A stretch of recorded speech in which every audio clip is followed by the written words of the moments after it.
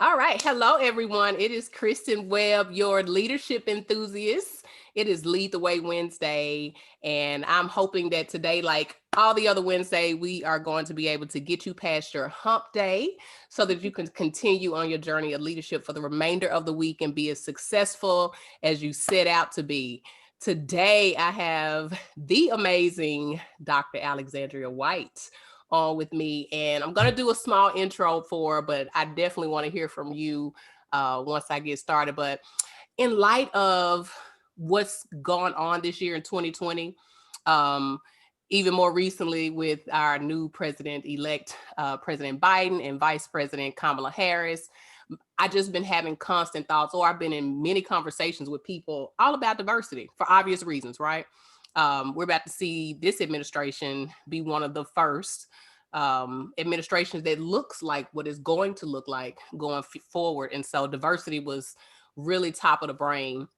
And I thought about this mastermind diversity specialist I know, named Dr. Alexandria White. And so I wanted to definitely bring her on. She has 15 years of experience delivering training around diversity, servant leadership, which is very important, and inclusion. She consults with organizations on ways to create diverse and inclusive workplaces. She founded SAMS, which stands for Student Affairs Moms. It's the largest online community for mothers who work in the student affairs profession. Her professional career has involved retail banking, leadership, community activism, diversity planning, and higher education. And something tells me she's leaving something off because she is absolutely dynamic. She holds a BA from Indiana University, MA from Ball State University, and ED doctorate from University of Mississippi.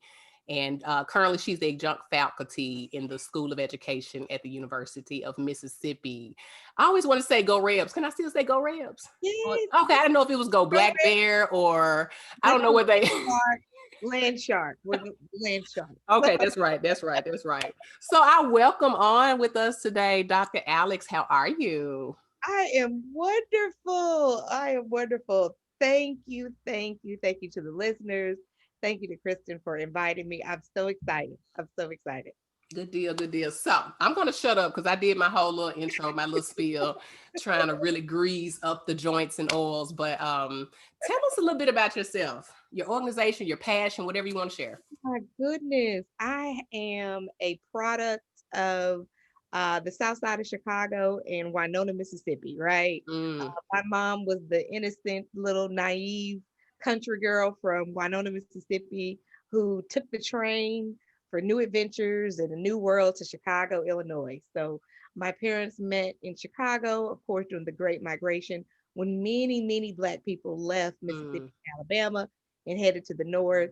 I have five wonderful brothers, a sister, a beautiful daughter, 16, almost 16-year old. And I just love having fun. I love talking about diversity. I love being inclusive of people. And I love to travel. I just came back from Puerto Rico less than 2 weeks ago in a Yeah. pandemic. I live through you. When I see your photos, I follow Alex on social media, but I live through her photos. I'm like, okay, I'm gonna grow up and be like her. But the fact that you actually go by yourself sometimes to do is I solo do. dolo. Oh, everybody's not able to do that. Everybody is not able to do that. I'm my mom's only daughter, so she's always complaining. You go off into the world. I'm Oh, like, Mom, I'm actually a little bit safer in other countries than the U.S. So, and hey, right here at home. Wow. So well traveled. And I just love hearing the history, the backstory, and seeing that transition. I mean, you told us about your mom and them real quick, yeah, and I had this visual of just this, amazing girl growing up to be who you are today. So thank you for sharing that.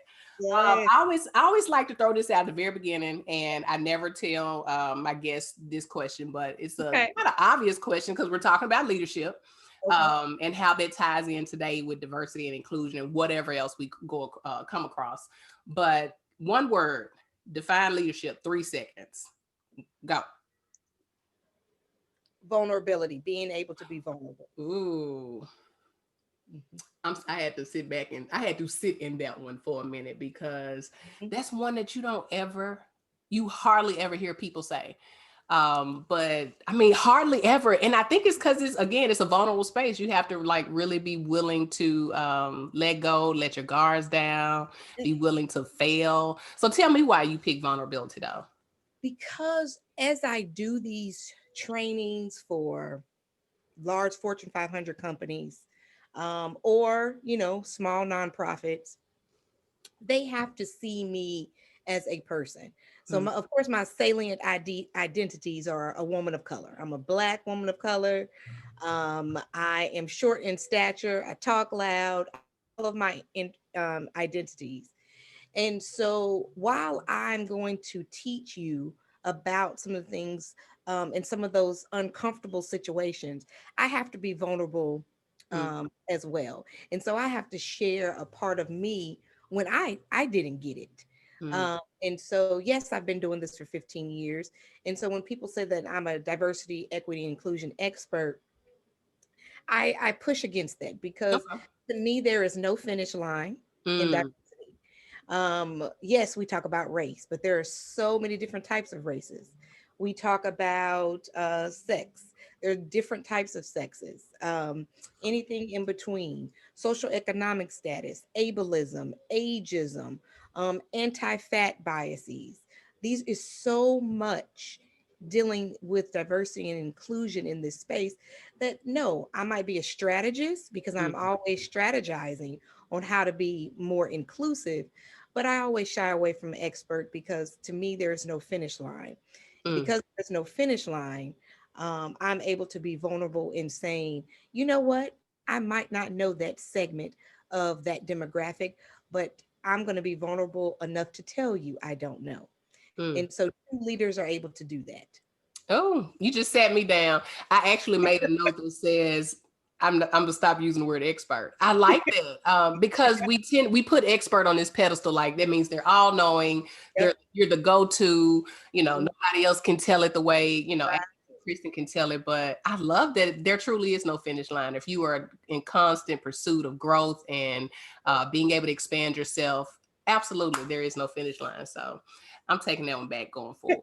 And But that's why I like to do this because I get to learn from other people. Seriously, I'm taking it out of my vocabulary as of let me see, 508 Wednesday. okay. So I guess let's kind of take it back some. Then I mean, you gave. I heard some defining of diversity and inclusion, Mhm. but what does that look like? What is it truly? What's the book terminology? What's real life terminology? So I'm an academic, but actually when I'm doing or teaching people or consulting with people, I actually throw that out the way. I Okay. throw because I can cite you the verbatim definition of what diversity, equity, and inclusion is. But when I'm talking to I'm sorry, when I'm talking to um, people, I use analogies. So this is an analogy with diversity and inclusion. So diversity is me inviting you to my home for dinner. For dinner, that's diversity. Inclusion is making sure that everybody eats. Mm, Right? Diversity is inviting you to a dance. Inclusion is making sure that everybody does dance. mm, mm, And so diversity is getting everybody to the party, getting everybody to dinner, or getting different people to colleges or universities. So at colleges and university, it's diversity everywhere. We've got people coming from Memphis. We've got people coming from Los Angeles.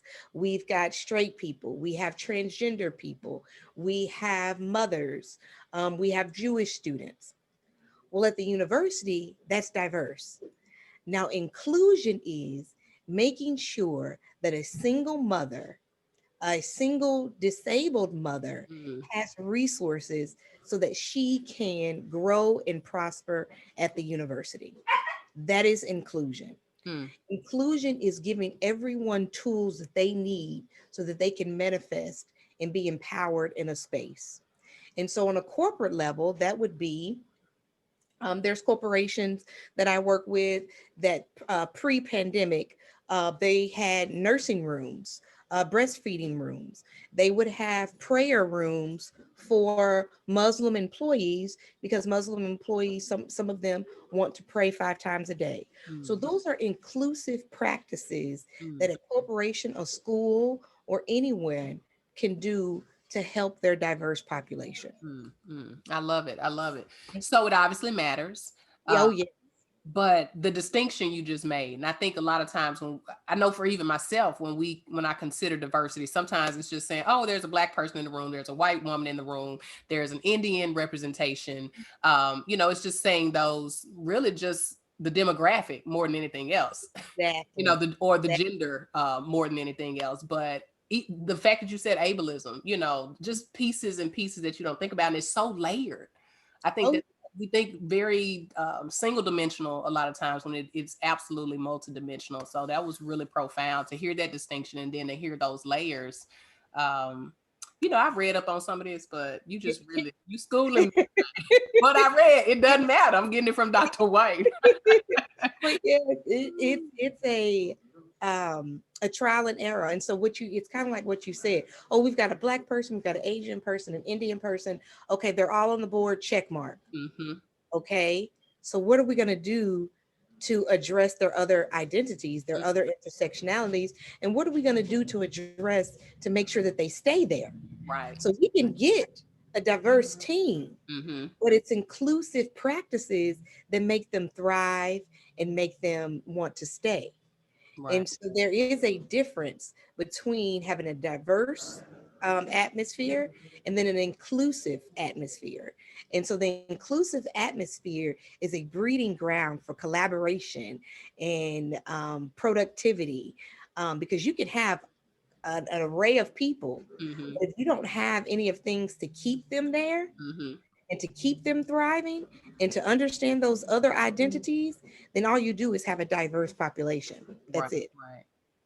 Awesome, Yep. awesome. So like shifted to leadership then, Okay. because that was more of the broad scope of what any organization or any community or, any space should look like, feel like, be actually doing, like the putting into practice that you mentioned.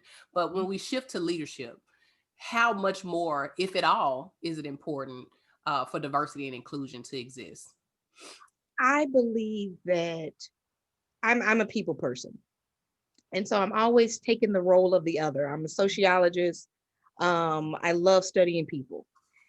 And so a true leader for me is someone who is able to connect with all types of people, right? Mm, I'm able to talk to my person, my janitorial staff, and I'm also able to talk to the CEO. I'm able to talk to someone on the street as well as I'm able to talk to someone in a boardroom. And so I think that a true leader is able to read their audience and mm, have that emotional intelligence. I can go on and on about emotional intelligence, but I always read the room.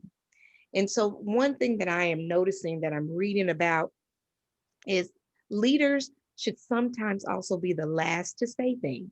oh, Yes, should be if you are a senior leadership in the room, right? And decisions are being made, you should take a back seat and be the last to mm, speak in mm. some instances. I love it. I love it. Yes, be the last to speak because you don't want to taint the room or other people's ideas because you are the senior person in that room. Mm. And so, as I collaborate, as I interview, as I network, I'm always cognizant of who is in the room, and my leadership skills allow me to step back. And that's in my classroom when I'm also teaching. And that's when I meet a new client, or that's when I'm doing a workshop. A true leader to me is able to read the room with good intentions.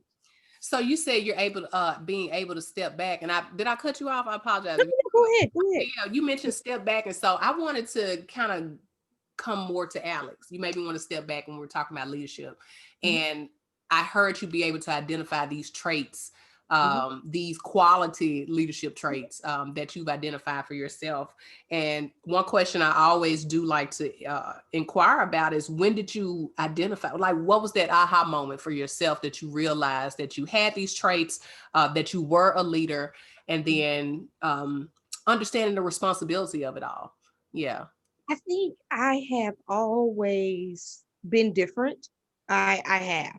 Um, I grew up in the north. I moved to the south. I remember just being picked on a lot, and unfortunately by girls who look like me, right? Mm-hmm. I was too black for the white people, too white for the black people, right? And so I was always in um, that's that pendulum. I've always been vocal, and I used to want to be the wallflower. I used to want to be the quiet one in the room, or I used to always want. I was like, ah, gosh, I wish I wasn't so social sometime or something. I wanted to be like one of my close friends. She's very quiet. You won't even know she's in the room. Mm, But God said, I made you this way. And so what we're going to do, we're going to utilize your voice to mm, make an impact in the world. mm. And so I make an impact in the world, in my community, in my classroom, and with people that I interact with. And so I've always known I was going to be teaching some type of way. I've always kind of been that awkward person, and that I would always say things. If people were being bullied, or if I was being bullied, I'm going to say something, right? Mhm. And so that it has evolved. And so I'm always trying to be a better version of myself each and every day. And I do that by reading, Mm. by getting critiques.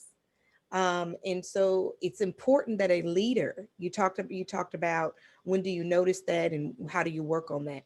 It's important for a leader to have a group of friends Mm. that is authentic with them. Yes.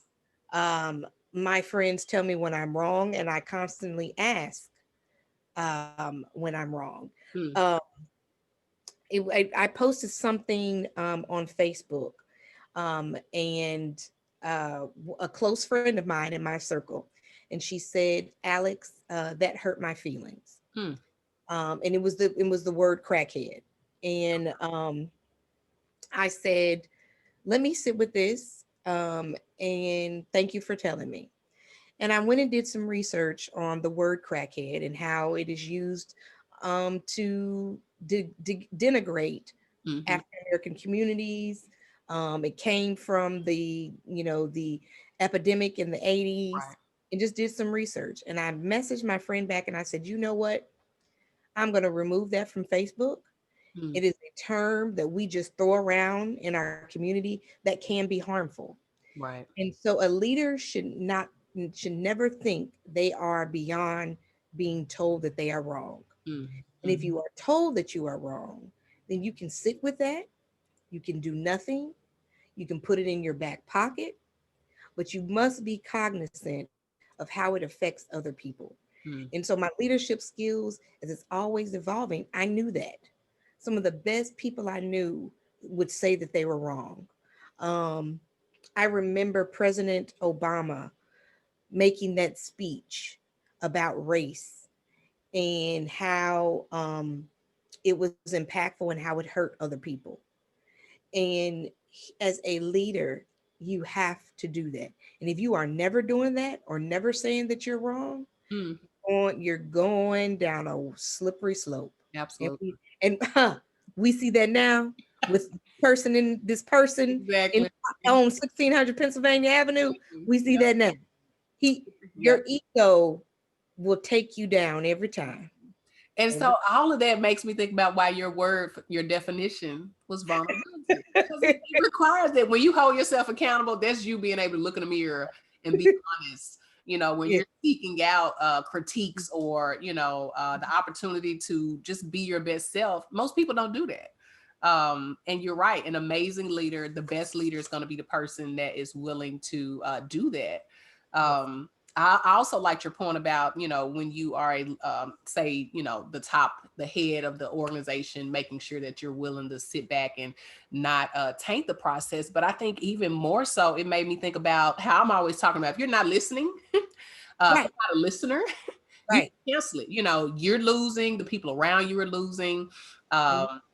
And it's just not a good space. And when you don't have the ability to just truly take in what's being shared around you, and be able to cultivate it in a way that helps you progress or helps your organization or the people around you or your community to be able to Right. progress. Um, that's good stuff. Wow. So, talk about mentorship and leadership. Okay. How have you found? And I heard you say it, but just who have been those mentors for you? Um, You know, actually, when people ask me that question, I mhm. kind of flip it. So Okay. I'll get to good mentors, but I believe in bad mentors. Hmm. Let me tell you why. I got my pen because I need this one bad. Yeah, let me tell you why. I have people that I have encountered throughout life, right? They look like me. I thought I wanted to be them, right? Mm-hmm. And so when I got to know them or got to work with them, and I found that they didn't have any integrity, Mm, mm, they were not welcoming, they were not approachable, they were always right. I learned what I did not want to be from some of the worst mentors. And so when people are like, "Who's your mentor? Who's your mentor?" And I say, I have some bad people that I have been around that I used to look up to. And I have taken what I've saw in them and made sure that I never do that in a leadership position. mm, mm, And so we always brag about who's your mentor, who's your mentor. I want you to refocus that and say, is there anyone that I looked up to? mm, It could be a teacher, it could be a pastor, and be like, I put all my faith in them mm. and they disappointed me. But what did I learn? Right. And some of my bad mentors have taught me Mm, to be approachable, to be loving, to call in instead of calling out, mm, to be authentic.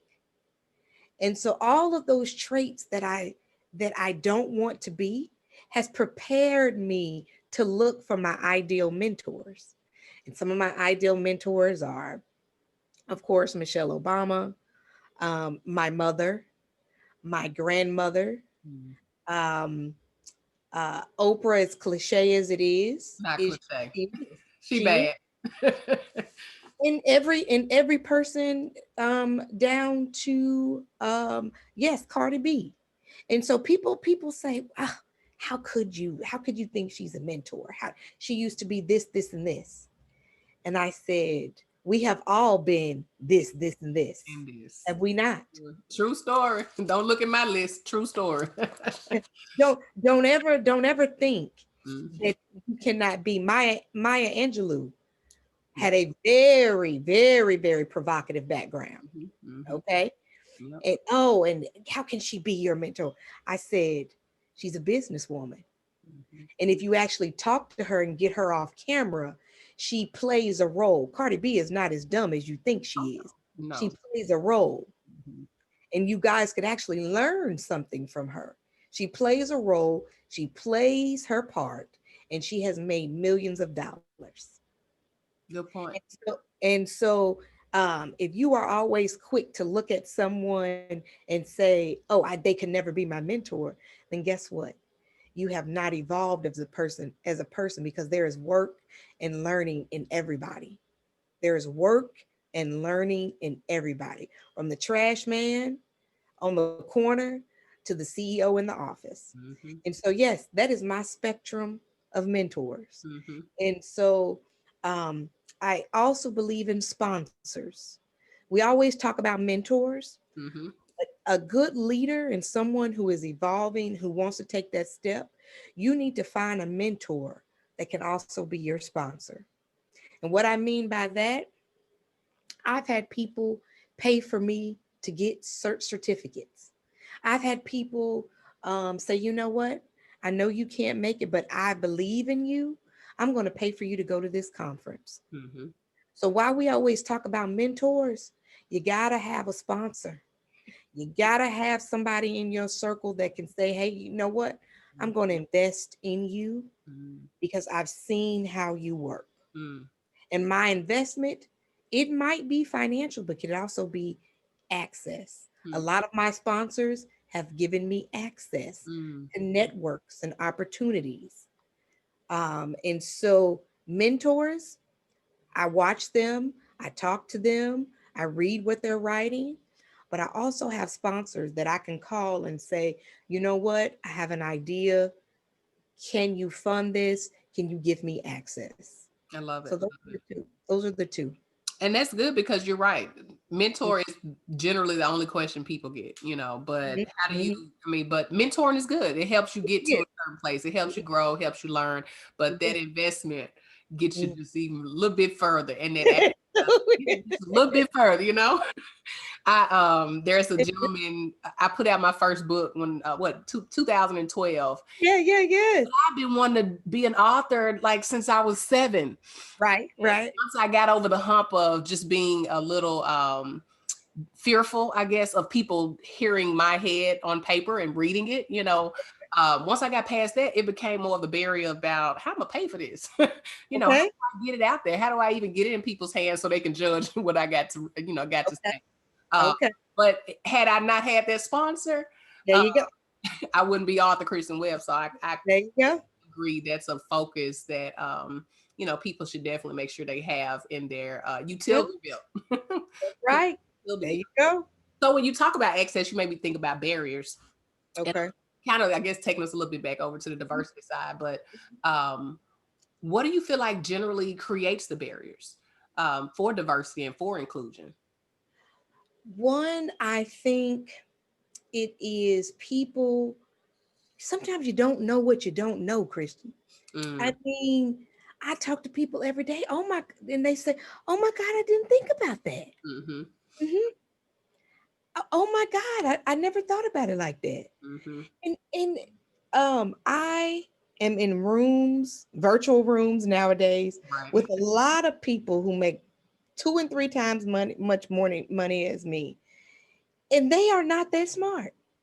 And I remember Michelle Obama's quote. She said, "I've been at a lot of important tables, and some of those tables, those people are not that smart." I read that one the other day. Yeah, Yes, I read yes. that one the other day for sure.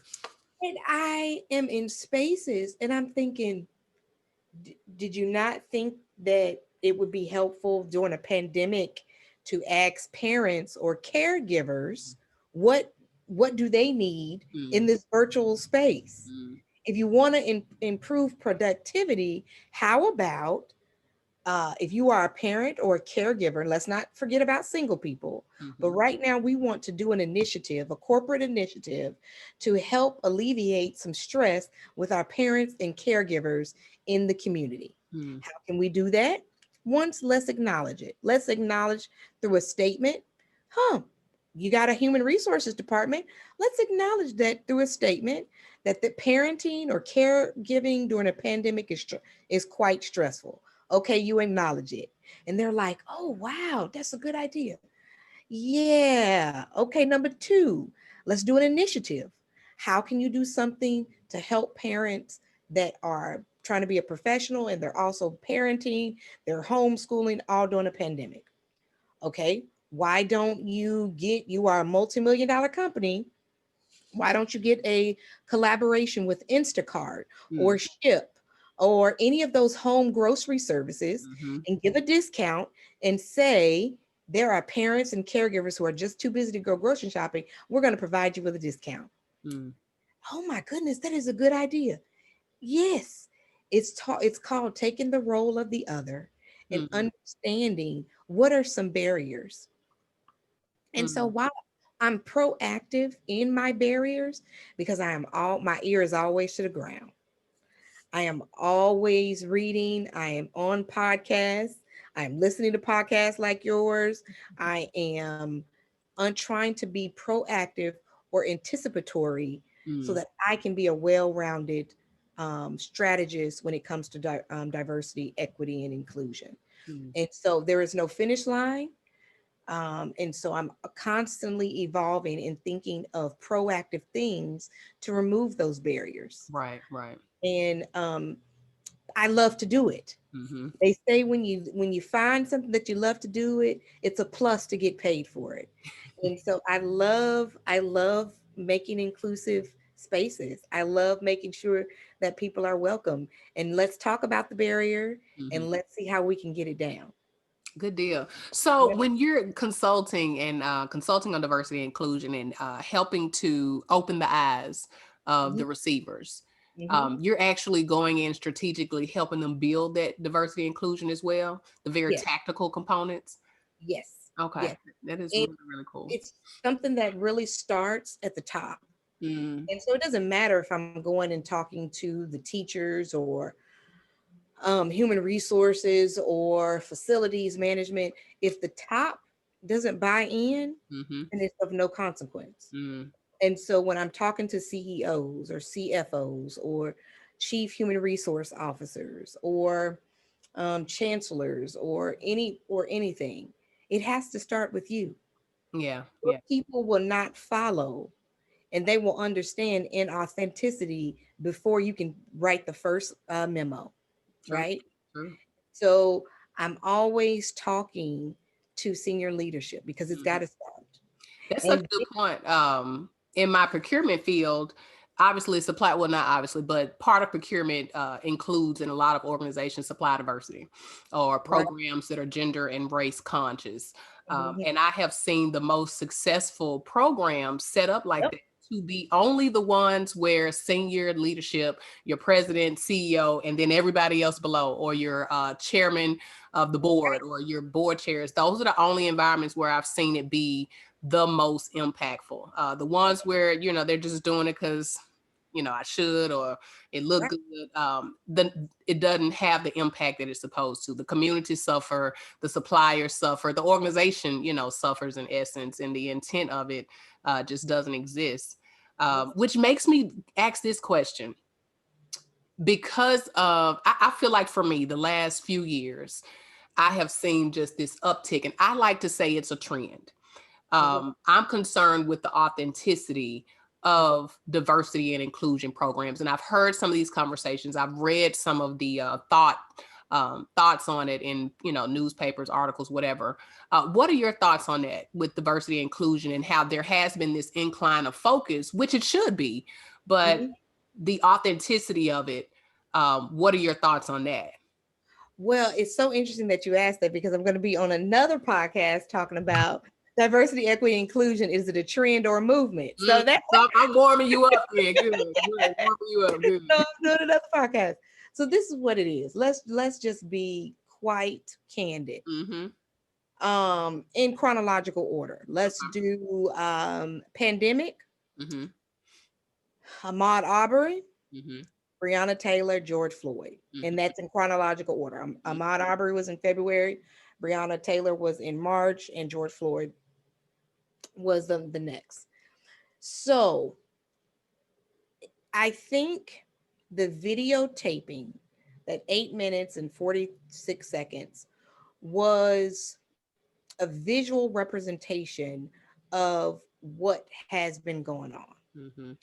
And I always, when I'm dealing with other people, I don't know if you know about Bloody Sunday. So Mm-hmm. blood, we weren't, I don't, we weren't alive. Me and you were not alive We're during not Bloody around. Yeah, but Sunday. I've always Not heard of around. it.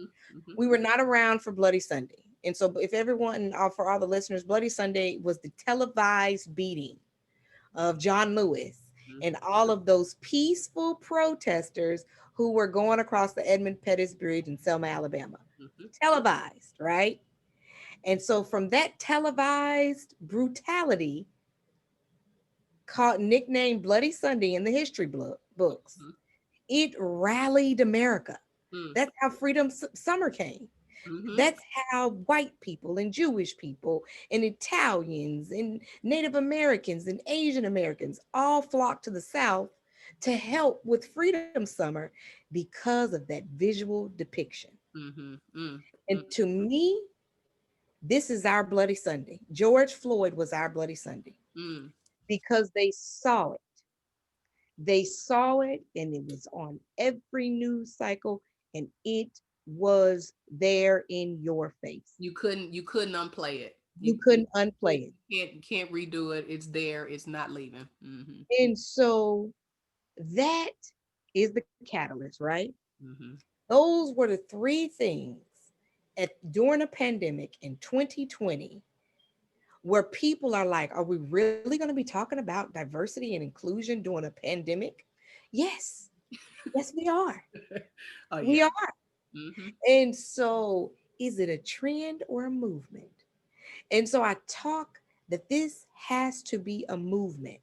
And if you are going to consult with me, and if you want to pick my brain, then you have to understand that this is a movement and that we're going to have to do a 3 to 5 year strategic plan. Mm, And that we're going to have to do some very, very uncomfortable surveys or pulse surveys where things are anonymous. And we're going to have to do some very, very, very uncomfortable town halls where human resources is not in the room so mm, that people can talk freely. We're going to have to do some very, very uncomfortable focus groups where no one from senior management is in the room. And so you can hear the stories of underrepresented people in your company. And so if you do not want to be for it to be a trend, then we've got to do those check boxes mm, because this is a movement. And so we understand this is a business case for a lot of companies. And it talks about that's got to do with in being authentic, but it's also a moral case. mm-hmm. And when I work with people, yes, the business case is important, but a lot of people are just saying, you know what? This has got to stop. We will not be here in 2021. We will not be here in 2022. So this has to be a movement. This has to be part of the DNA of a company. Mm, It has to be a part of the DNA of a company. It has to be in the DNA, and it cannot just be a checkbox.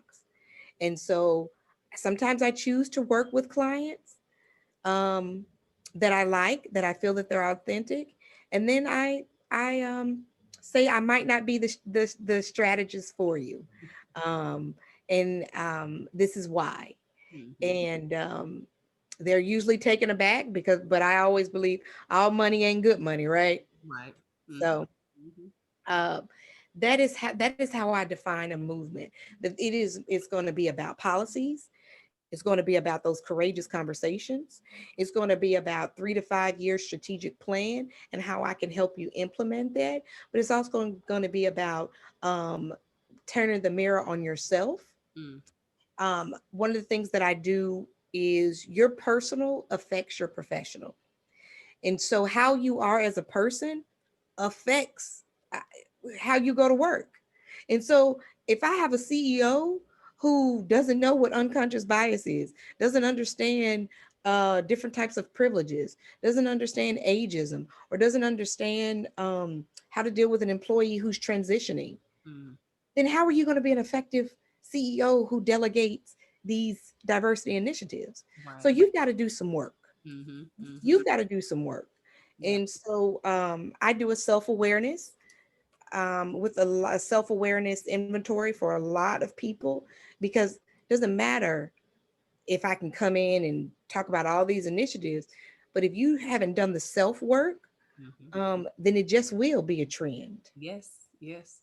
I Hmm. love it. And I'm really attached to self-awareness. Hmm. That's core value number one for my company, the Greater Yep. You Leadership. Like Yep. That's right. everything else fails, you being an effective leader, you being Mhm. likable, you being successful, all of it goes to the, wayside if you don't have that self-awareness piece. Exactly.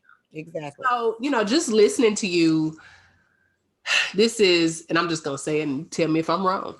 This Mhm. is truly a passion and a purpose for you. It is. What It what is. what got you there? Like, what was that moment? Like, this is what I need to be doing, and why?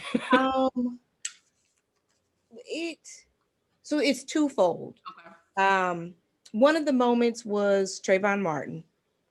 Mm, I have 5 brothers, as I mentioned, mm-hmm, and so I think Trayvon Martin, that was the catalyst to do the work, to mm, actually um, read and read and read and listen and find out and work on my biases and why I was so angry about Trayvon Martin. mm, Um, Personally, all of the things that I've been through, single mom, college dropout, domestic violence survivor, a all of that, all of my intersectionalities also made me want to do the work as well. Mm-hmm. So personally, all of my identities, and then on the external, on a community wide, I think it was definitely Trayvon Martin, and the acquittal of George Zimmerman. Mm-hmm. And I said, what can I do to make people understand or see Trayvon as their child? Mm. And of course, one of my favorite movies is A Time to Kill. And at the end of A Time to Kill, don't watch A Time to Kill with me. My daughter will not watch it with me because I know all the lines. And you But say them because it's going. yes, and One thing so knowing it, another thing reciting is happy.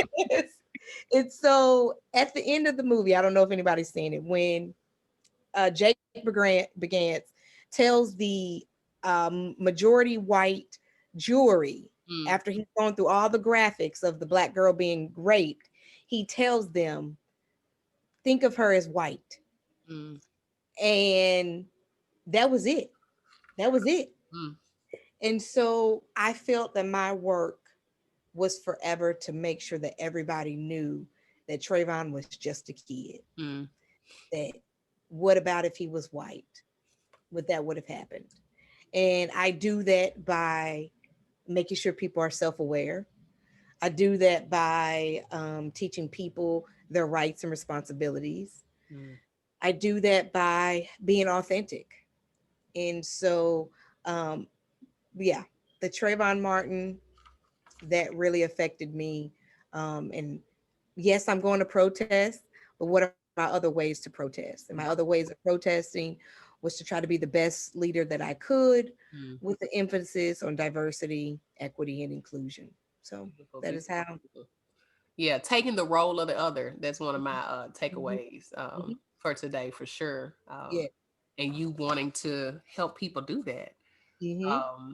So, with that, if you had to leave one piece of advice for, let's just say, an up and coming leader, someone who's aspiring to be a leader, and we'll say obviously by formality because we're not going to get into Hmm. informal leadership, but let's say it's someone who wants to take on that formal role of leadership. What's the one thing that they should take away from you today? I think if you're going to lead others, then you've got to turn the mirror on yourself. Mm, Have to. I mean, I hate to be cliche, man in the mirror. the You truth. got to start with yourself. Mhm, And so how, that's vague, right? And so starting with yourself is, I want to lead others, mhm, and but how can I be a better person? And once you are that better person, mhm, automatically comes, Kristen. It mhm. automatically comes. You can't go out and say, "Oh, I'm gonna be a leader." You've got to work. You've got to work on something for you, Yep. Yep. and in everything else falls into place. Yes. Every blessing that I have gotten, such as you, being able to contact and be in this space. Mhm, I didn't say, "Oh, I'm going to do this. I'm going to do this." Yes, I have my manifestation mhm, board, my mhm, visual board, but is my work, my name, and my spirit is mhm. my calling card. Yeah. And so I'm able to lead others because I know my faults, I know my weaknesses, and I know my strengths. Mm, mm, And so that is a true leader to me. mm, Is someone who is able to turn that mirror on themselves and say, "This is what I need to work on. And if I can work on that, then I mm. can lead other people." You are so, And that is so true. So true. so that is what I can tell anyone. And then, of course, it is all about who you listen to, who is in your space. I have a lot of people know me, right? A lot of people feel they know me because I post on Facebook a lot. But I have three close friends, and my mom and my daughter. But a lot of people know me, but they know me. Mhm, And so I'm always reading. I'm always helping. Um, and I get up every day. I get up every day. And oh, I'm not this Pollyanna either, that every day is bright and sunny. No, it's not. I'm a single mom. I work at the University of Mississippi. I deal with students. I have my trials. Right. But through that, like my grandmother say, any day above ground is a good day. That's true. And I know I've done more good than bad. Mm, And I just take it from there. But I always give myself grace. And as a leader, I understand that I have to give other people grace as mm, well. mm. So, Love it. yep. So, oh man, I'm like over here thinking, I said, I think I'm trying to brainstorm on a part two with you. You really have done a lot for me tonight. You don't even know. And I know the listeners, if they don't have as many, I literally have notes. I'm using scrap paper, but I got notes over here. Oh my 'Cause goodness. really Thank you. a genuine jewel of knowledge and insight. And how can we find you? I may be trying to hire you. I may be an organization. Um, I please add me on LinkedIn. okay. Alexandria White on LinkedIn.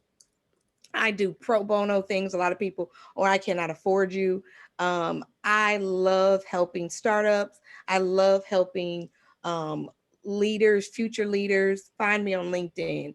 Message me, email me. I'm always on there, Alexandria White. You will see my photo pop up. Um, I am on Facebook at Maine Consulting. That's MANE Consulting LLC. And I am also on Facebook with at Alexandria White Consulting LLC. And please, I am a transparent person. And yes, please text or call me. And people are like, Alex, do you know how many people that you talk to every day? And I say, you know what?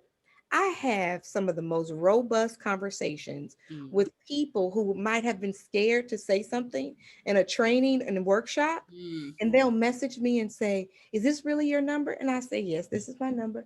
And they would say, I really want to talk to you about what you said about being a better ally. And I said, well, by all means. And so my phone number is area code 812-327-4582. If you have any questions regarding diversity, equity, and inclusion, I am happy to help. If I cannot find that answer, I will definitely have someone in my network who will. And so hopefully you'll be able to find me in those three ways: Facebook, LinkedIn, and of course, my personal phone that I always have with me. So, it not getting it more authentic than that. And I don't even know if it's phone number 2 or number 1, but you gave out the phone number. I'm working on it. I'm getting there. I'm getting there. it's But a that lot of people. And I get some of this. I got some of the best scenarios or mm, some content that I've used and mhm, different things from people texting me their authentic selves and their authentic lives and asking those uncomfortable questions. mm, Why can't I touch a Black woman's hair? mm. Let's go through that. Right. I might not be able to text you everything, but let's just go through that, Right. okay? Right. I love it, and as much as I'm like, who I don't know about the phone number, but it speaks volumes of how you are really out here doing the work, and you don't shy away from it at all. I love it. I love it. Well, folks, hope you all have enjoyed Dr. Alex as much as I have. I had a preconceived notion how this was gonna go. I had a vision, but I did not expect to receive all that I did. And I had a phenomenal vision. I was like, this is gonna be awesome, but you took me up a couple levels. You Thank really did. I hope that everybody listening took away really intentional and purposeful information for you to be able to use in your everyday life. Mhm. as you continue on your path of leadership. I don't care if you're aspiring, if you're seasoned, or if you're new to it, whatever your space is in leadership, I know you are able to be a better person from today's podcast. So other than that, I hope you all have an amazing rest of your week. Don't forget to check back on the next podcast episode. Might just be me by myself, or I may have another amazing guest. But either way, you're going to walk away ready to take on the rest of your leadership journey. And so until the next time, let's lead.